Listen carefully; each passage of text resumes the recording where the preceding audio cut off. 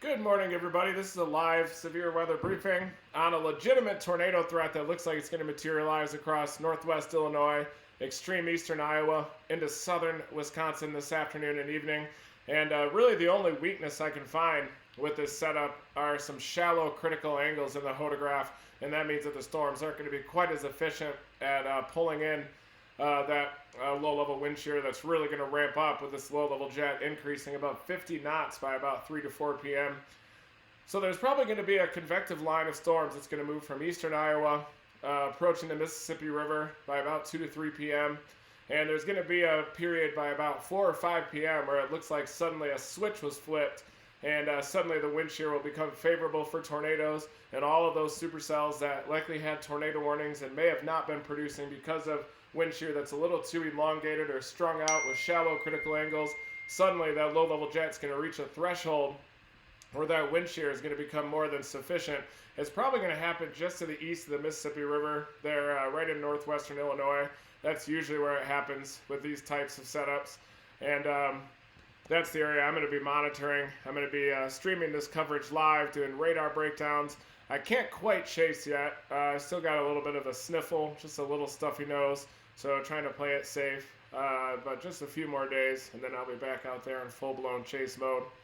But here you can see my target area stretching from eastern Iowa into northwestern Illinois, and I extended up into southern Wisconsin there, of course. And I do think that this is one of the more legitimate tornado threats we've seen all season long. And it's been a season where tornadoes have been pretty rare so far this year. And this is a classic Iowa setup where these troughs will usually shear out a bit over a dominant subtropical ridge off the mid-Atlantic. But they can retain just enough vorticity to excite a low-level jet near the Mississippi River, near eastern Iowa, into northern Illinois, southern Wisconsin. Sometimes these events can be busts, big-time busts, but otherwise they can be substantial tornado outbreaks. And I do think that it's going to happen today across northwestern Illinois. So let me first give you a quick synopsis of the general surface pattern. There is a surface low that's going to be lifting off to the northeast through the target area and also intensify. And that's definitely one key, is usually when you get a strengthening surface low like this, that's affiliated with a strengthening low-level jet as well out ahead of that surface low. And initially it's going to be about 1,003 north-central Missouri. That's where it's located right now, and that surface low is going to eject into southern Wisconsin while it intensifies. This is actually the NAM. This is this morning. You can see that surface low sitting there in eastern Iowa, and then it slowly begins to deepen and lift off to the northeast through eastern Iowa. This is at about midday at about 18Z. That surface low is diving below 1,000 millibars, and it's not strengthening much. It's not a bomb cyclone or anything, but the trend is for a deeper surface low. Usually when you get a weakening surface low, you have a weakening and veering low-level jet with time out ahead of it. But when you get even a slightly strengthening subtle surface low, then you can get that low-level jet to back a little bit more and be in a more southerly wind direction. And now you'll see this surface low eject from 18Z to 0Z and intensify into 997 millibars as it moves into southern Wisconsin just after 0Z. So it looks like the window for tornado potential is between about 3 and 6 p.m. today, possibly far eastern Iowa, but definitely northwestern Illinois and into southern Wisconsin as that surface low ejects northeast, and it should take that strongest wind shear with it. So this is the NAM model that I use to paint a general view of the whole here at the low levels, with that surface low moving from north-central Missouri up into southern Wisconsin today and intensifying from the low 1,000s, but 1,003 millibars into the upper 990s. So in general, that's a surface low that is trending stronger, and that's going to lead to a backed low-level jet. This is the HRRR forecast 850 millibar flow for 20Z. So that'd be about 2 p.m. Central Standard Time out here across western Illinois. And by this time, that low-level jet axis is right even with the Mississippi River. There you can see it, that low-level jet axis. So any the storms, the convective line will likely exist right about at that western edge of the low-level jet. So really any storms that are able to move off that boundary and move into this environment with a 50 knot low level jet at this time, but it is expected to increase by 21Z by 3 p.m. Central Standard Time. There's even some 60 knot low level jet barbs that form there just to the east of the Davenport area. Capes just in excess of about 1,000 millibars. Dew points are going to be rising into the mid 60s. And even with an upper 60s dew point, those thermodynamics will still be sufficient for a tornado threat. But one thing I always look at for these tornado setups is if the low-level jet is intensifying with time as you go through the afternoon into the evening, and that's exactly what's happening. Here you can see the 850 low by 20Z forecast to be across northern Iowa. This is a little southwesterly pop there behind that Pacific cold front that's going to be marching across the Mississippi River by about 2 p.m. Or so, and likely will be a convective line.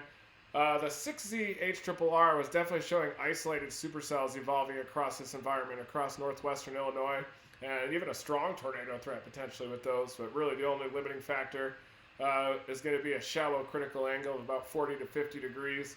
But even with a shallow critical angle, and you've got a low-level jet increasing to 60 knots, it can usually compensate for shortcomings with a shallow critical angle. But now the 12Z HRRR is showing more of a QLCS pattern, kind of a quasi-linear convective system surging through the area. Still, though, with a 50 to 60 knot low-level jet intensifying ahead of that convective line, the threat for tornadoes is going to be pretty substantial. So I picked a hodograph there across northwestern Illinois at about 21Z, and here you can see that hodograph. My initial glance at this tells me that there is a bit of a shallow critical angle, and that's the angle between that storm motion vector. This is the storm motion vector, pretty rapid storm motions, about 45 to 50 knots there out of the northeast, the north-northeast. So if this trough were shaped a little bit better, and if the trough were peaking in intensity, we'd see storm motions a bit more out here, and that would give you a critical angle closer to 90 degrees. And when you have a critical angle here of 90 degrees, then the storms are very efficient at pulling in that wind shear and shifting that vorticity into the vertical, and in general developing tornadoes. And that's why we look for those critical angles of about 90 degrees. Usually though in the eastern US you get those critical angles that are closer to 45 degrees, but you get a longer low-level jet, a stronger low-level jet, and that can usually compensate for those shortcomings. And this low-level jet is forecast to increase from 50 knots up to 60 knots at 1 kilometer as we go between about 2 p.m. and 3 or 4 p.m. in the afternoon, and especially after that it increases above 60 knots about 5, 6, 7 o'clock p.m. in the afternoon across northwestern Illinois.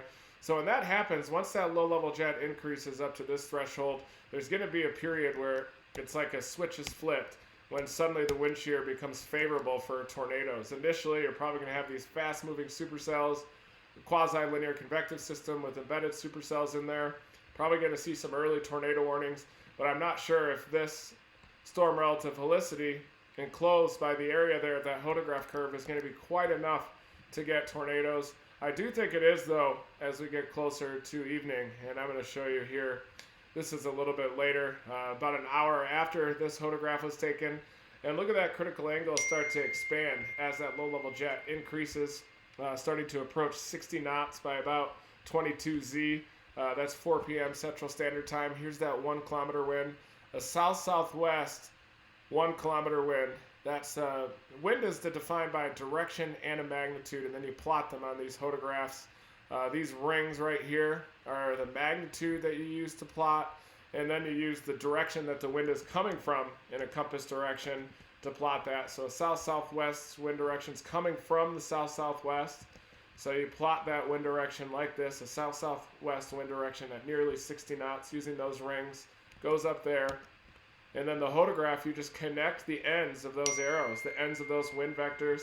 That's the shear vector or the hodograph curve. This is the surface wind due south at about 20 knots. 1 kilometer wind south-southwest at 60 knots. 2 kilometer wind a little bit more out of the west at about 65 knots. And then you get these upper level winds, more of a southwest to northeast direction, helping to evacuate the rain and the hail from those mesocyclones or those rotating updrafts in northwestern Illinois. And if we could bring a little bit further to the right, that storm motion, as the trough matures and ejects closer to about 4 to 5 p.m. Central Standard Time, and that could be just enough to bring about strong enough storm relative helicity to get a tornado threat, even if a quasi-linear convective system type of a situation arises. And this is the forecast sounding the thermodynamics here. This is using the HRRR forecast. We looked at the hodographs or the kinematics. Now we're going to look at some of these thermodynamics. And this is taken on the western edge of the instability axis. So the dew point here is into the upper 50s. But a little bit after this time, closer to 21 and 22Z and into the core of the instability axis, those dew points rise up to about 63, 64 in that environment sampled by the storms. Another negative factor that I see for tornadoes is these lapse rates. They aren't the best. They're not the steepest lapse rates, and that's because you don't have much in the way of dry air punching in at the mid-levels of the atmosphere. Normally you'd want to see this dew point curve be a bit more dry at the mid-levels. That would steepen the rate at which the temperature in the atmosphere cools with height. You get steeper lapse rates, more CAPE, or the area between that red line and the parcel ascent there. But in this case, you kind of have a little bit meager lapse rates, not the greatest lapse rates for severe weather, but still enough to generate positive CAPE all the way up to about 300 millibars. So these are going to be low top supercells that are moving in to northwestern Illinois, but very steep low-level lapse rates. That's one thing that we're going to see is it's possible that the weakness there in the mid-level lapse rates are going to be compensated by steeper low-level lapse rates. And usually low-level lapse rates have been shown to be more important for tornado genesis down here. When you get weaker low-level lapse rates, a lot of times those storms aren't even based at the surface and can be a little bit elevated. But in this case, you've got these classic steep low-level lapse rates, especially on the western side of the instability axis. A nice backed low-level jet in excess of 50 knots there. Slightly more southwesterly upper-level winds too. That should be just enough to get a critical angle sufficient to develop a legitimate tornado threat this afternoon. But the thermodynamics actually improve a little further east with time. So this one is actually at 20Z at about 2 p.m. Central Standard Time, and by 3 or 4, those storms will be marching into mid-60s dew points. They'll probably develop in that environment with upper 50s dew points, and then they'll move into that deeper moisture. Looking at the surface map, you always got to look at real observations out there, and you can see it's very moist for this time of year. Across western Illinois, you've already got dew points into the 60s, a couple barbs there into the mid-60s, coming into southwestern Illinois. So, and already some hints at some clearing skies out there, partly sunny skies, allowing temperatures to rise into the mid-60s. And behind the front, notice how most of the winds are out of the northeasterly direction instead of northwesterly.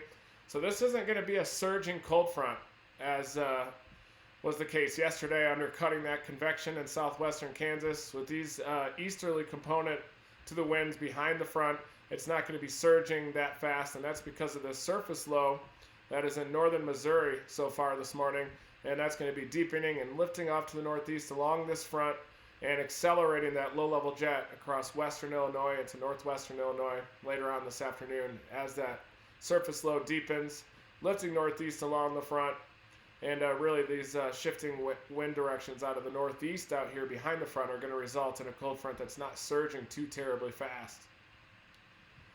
And there's already some rain and precipitation along that frontal boundary. When I initially looked at this setup, I was wondering if that's going to be a limiting factor for storms. But with this front not surging at all, this precipitation is just going to percolate there along that frontal boundary, and eventually you're going to get surface-based convection developing out ahead of that front. And storm motion should be just enough easterly with those northeasterly storm motions approaching 50 knots that they should be able to move off that front. It's really not surging that fast, all because of the surface low deepening, lifting northeast, accelerating and backing that low-level jet to get more of a due southerly low-level jet, increasing to near 60 knots as we get closer to 4 p.m. Central Standard Time. So that's why I think there's a pretty decent shot at a tornado threat. And if you are just joining me, this is the target area, northwestern Illinois. I've got a pretty wide time range on this, between 2 and 8 p.m. I think by 8 p.m. that threat will be shifting well up into southern Wisconsin, and it'll probably be over with by that time, really continuing until about 6 or 7 p.m. in the evening. And that tornado threat's probably not going to really ramp up until about 3 or 4 p.m. once that low-level jet crosses that 50-knot threshold I think that's going to be enough to compensate for those shallow critical angles, and several fast-moving bean-shaped supercells moving north-northeast at about 40 to 50 knots across northwestern Illinois into southern Wisconsin.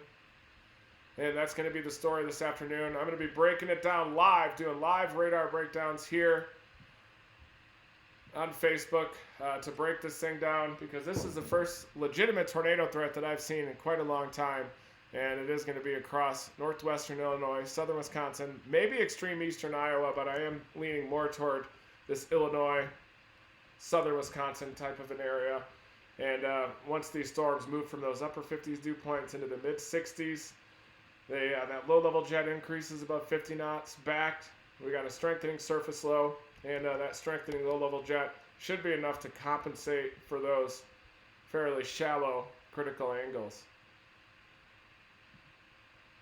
And I also have some more surgeonator data to show you, but I'll save that for the end of this briefing. We've got some storm surge heights estimated in excess of 15 feet there in the Buras, Louisiana location in Plaquemine Parish from Hurricane Zeta. And that's from the piling up of that ocean water into the levee.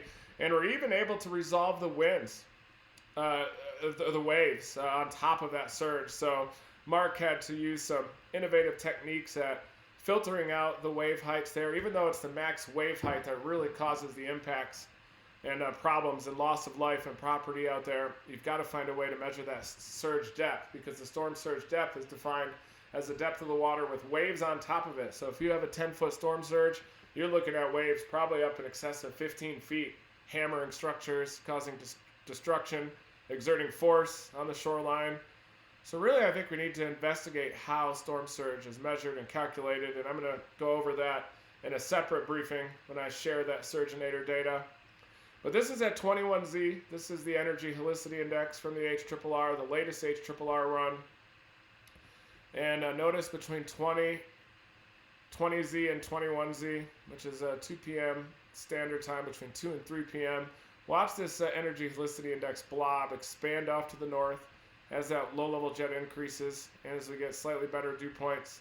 And then watch as we go to 22Z, further increase in the 0 to 1 kilometer Energy Helicity Index. And the EHI is driven by instability or CAPE through the entire layer and the 0 to 1 kilometer storm relative helicity. So those are the two factors that can lead to the increase in these indices. And in this case, with an acceleration of that low-level jet, that's what leads to an increase in the Energy Helicity Index, or a composite index out here. And here is that hodograph by this time. Move it away from my head there. See that low-level jet at 1 kilometer, 65 knots by this time. So really the question is, with these shallow critical angles, in this case 42 degrees, when will the low-level jet increase strong enough to compensate for shortcomings for tornado genesis determined by these shallow critical angles? Is it going to be 50 knots? Is it going to be 60 knots? But we're going to be monitoring the strengthening of this low-level jet across northwestern Illinois and the convective mode, that quasi-linear convective line as it moves into western Illinois. When is this low-level jet going to increase strong enough, and will that storm mode be discrete enough by this time to develop tornadoes? And you can see that Energy Helicity Index, or surface-based instability, extending all the way up into southern Wisconsin. But really from Rockford to the Rochelle area, that looks like it's going to be the prime location for tornadoes happening later on today. And that Energy Helicity Index increases as this convective line moves east because of that low-level jet accelerating above 60 knots. And as I mentioned, the 12Z HRRR shows more of a quasi-linear convective system. This is by 16Z, so by late morning, you can see this broken convective line already starting to organize in eastern Iowa, going to about midday here by 18Z. Quasi-linear convective system moving out of eastern Iowa into western Illinois. It's possible there could be some early tornado warnings with this convection, depending on if the convective line can force a more easterly motion to bring those critical angles closer to 90 degrees. That's why a lot of times these convective lines will produce tornadoes, even though the wind shear may not be appropriate for isolated supercells to produce tornadoes. Once they merge into a line, it can force the individual updrafts a more easterly storm motion, and a convective line can actually be more efficient at producing tornadoes than those isolated renegade supercells that we see. So this is by 21Z or 3 p.m. standard time. You can see that convective line moving through northwestern Illinois. Probably will be tornado warnings embedded within this convective line, and maybe some rogue supercells developing ahead of it. That's one difference between the 6Z and the 12Z HRRR, is it does show a less favorable convective mode for a tornado outbreak, with these linear configurations showing up in the simulated reflectivity. That means it's going to be a little bit more linear, especially central and southern Illinois. But northern Illinois, you're still going to have embedded supercells and into southern Wisconsin by this time. This is at 23Z, so about 5 p.m. standard time. And then this broken line is going to be approaching the western suburbs of Chicago by about 5 p.m. And then moving out over Lake Michigan by 6 p.m. So that's your window for tornadoes across northwestern Illinois into southern Wisconsin. A quickly evolving system, but a strengthening surface low, a strengthening low-level jet. And there definitely is a narrow window between about 3 and 6 p.m. for tornadoes to happen as this low-level jet accelerates above 60 knots, but then eventually passing over Lake Michigan by 0Z. But that's just one model. That's just the HRRR model, and it definitely is trending toward a more linear convective pattern there. But look at this low-level jet. This is by 21Z or 3 p.m., and you've got a low-level jet of 65 knots there just to the east of Davenport in northwestern Illinois. So if that doesn't cause updrafts to spin, I don't know what is, and I don't have an understanding of physics. There is a chance, though, that it could be more of a QLCS pattern with embedded circulations and really storm mode, and these shallow critical angles could be enough to mitigate that tornado threat, but it is a legitimate one. Probably the more legitimate of most of the tornado setups that we've seen so far this season. And I'm about to run out of battery here, so this discussion is going to have to move on over to the Facebook supporter group. I'm going to do a Q&A after this live briefing once I charge my computer up again. And we'll discuss some more of these hodographs, a little bit more of this tornado threat across northern Illinois. We'll even do some hodograph plotting, but we'll look at some of the other models too, the RAP progression. Well, look at this by 23Z. You're going to have low-level clouds just ripping from south to north over the Chicago area this evening. You're going to see that low-level jet in all of its glory. I suggest you get out, look up into the air, and see those low clouds ripping from south to north, almost like you can touch them up there, because that's exactly what's going to happen. And now I'm going to tease some surgeonator data, and we're definitely going to be discussing this in the Q&A. Well, look at this storm surge height here. This red line is the derived storm surge depth using the significant wave height. But you've got waves up here reaching above 18 feet, individual waves. So that was what was impacting Surgeonator 2 in Buras, Louisiana, and Plaquemine Parish. But Mark was able to filter those waves out and derive a storm surge depth exceeding 15 feet in Buras. And this is likely because the westerly winds were piling up that storm surge up against the levee there on the west side of Buras and the west side of the Mississippi River, with a levee off to the south as well.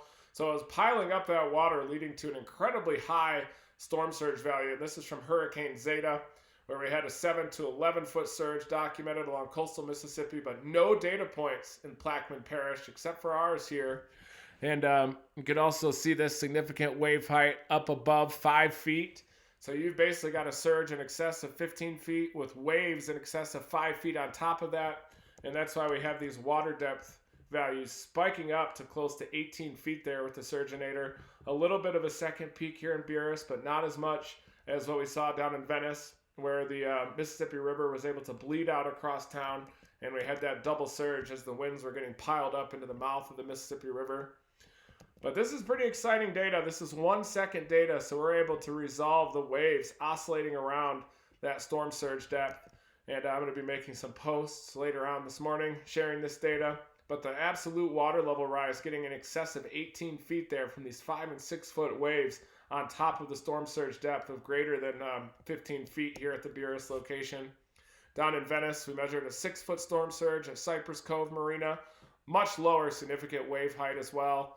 And look at the frequency of the waves too. The frequency of the waves continues to drop as the winds increase over top and as the core of the hurricane pass by.